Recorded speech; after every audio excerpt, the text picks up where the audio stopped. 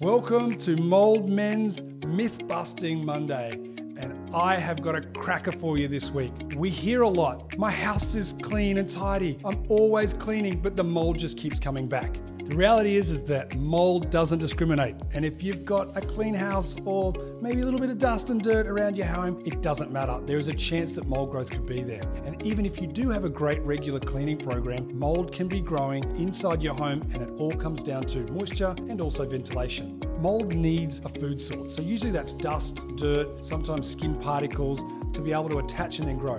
Add moisture and then mold is able to flourish. So when it comes to mold, it's not just always about keeping a tidy home. It's about making sure that you're dusting a rep behind curtains, bed heads, dressers. These are all parts of areas of your home that have minimal airflow, which means that dust and dirt can start to build up behind there. We always recommend a great spring clean coming into summer, trying to do some decluttering and getting behind those areas where dust and dirt doesn't get picked up on your weekly clean. So if you've got mold in your home, don't take it personally. Mold doesn't discriminate. So we always recommend to give yourself time to do a deep clean of the areas behind your beds, dressers, and cupboards. These areas are the ones that don't get cleaned on your regular cleans. Make sure that you give yourself the time and look out for these areas that potentially could be harboring mold growth.